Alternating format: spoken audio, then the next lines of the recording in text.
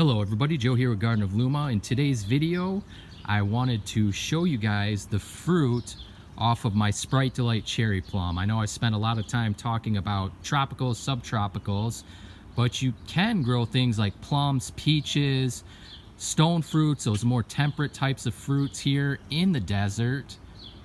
That is one of the awesome things about gardening here, is all the different types of things that can be grown here.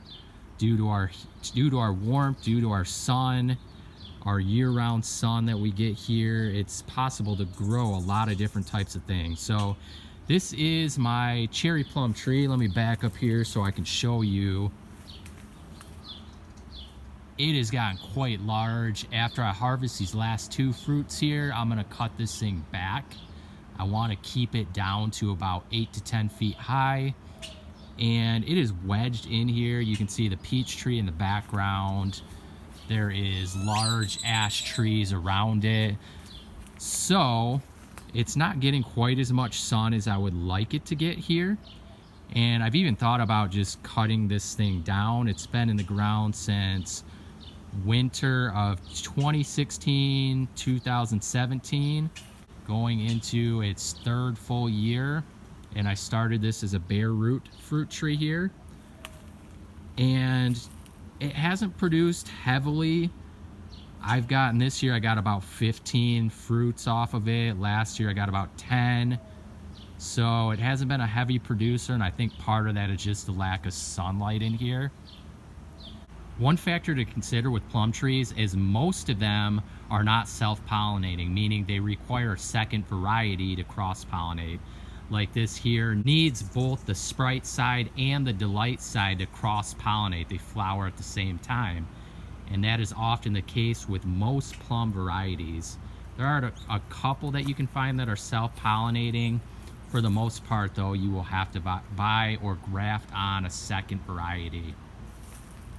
One thing with these plums is the birds just absolutely love these. So I did bag up a few of these, but if you don't bag them or do something to protect them from the birds, they will beat you to it. And that's what's happened to me, unfortunately, with quite a few of these, is the birds, I'll come out, it'll be just about ready to harvest it, and I'll notice the birds have pecked and ate half of the fruit. So you want to protect them from birds as much as possible, especially when you have a limited amount of fruit like I've had on this tree. My peach tree just gets absolutely loaded. So if I lose a few to the birds, you know, whatever, it's fine. All right, so like I said, this is a Sprite-Delight, meaning there's two different plum varieties grafted onto this tree here.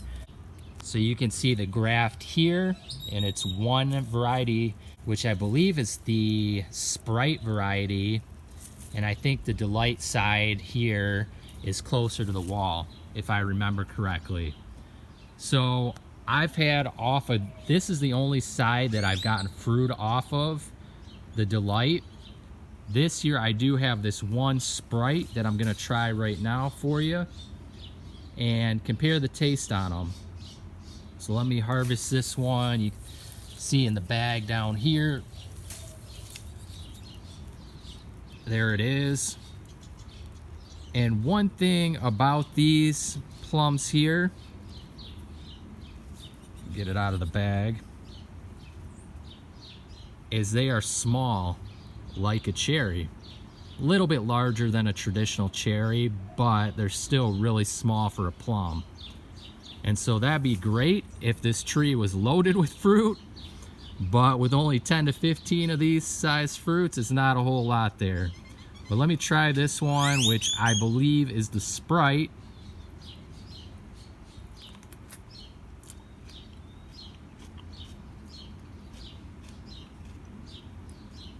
And that's a pretty good plum. It's like the traditional plum you would get from the store, the yellow fleshed variety. I want to say that's Santa Rosa typically. But it's good, sweet tasting. The skin is a little tart and bitter like you typically get on plums, but overall really good tasting fruit.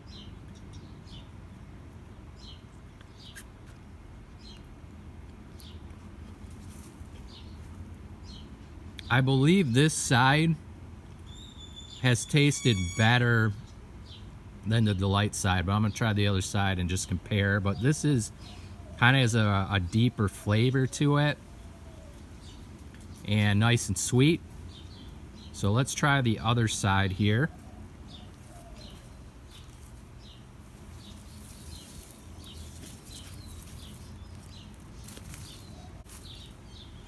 All right, there it is, about the same size here.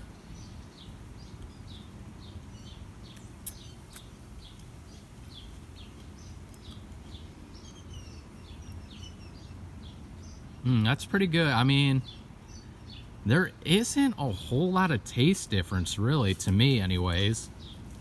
I know one side was supposed to be a bit more acidic and tart, but I'm not really tasting that.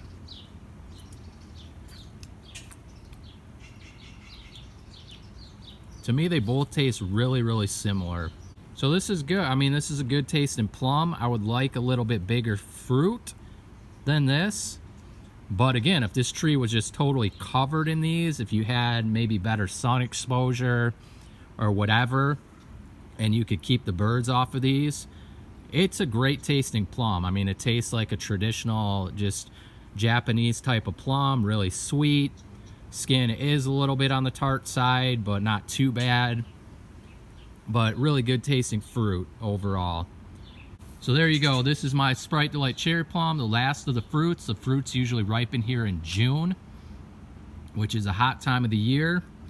And this is grown on citation rootstock, which is known to be a challenge here in Phoenix due to our dry conditions. They like to be in heavy, moist soil, which we do get with our clay and stuff. So I pretty much water this like it's a tropical for that reason. So it's great for winters in heavy soils, but it doesn't like to dry out. So as long as you're keeping it wet or on the more moist side, it's done well for me so far. And like I've said, this tree's 3 years old. So there you go. You can grow stone fruits here in the Phoenix, Arizona area, just like you can grow a lot of other things. Check me out at gardenofluma.com for more tips on gardening and growing fruit trees, especially in hot, dry climates. Thanks for watching.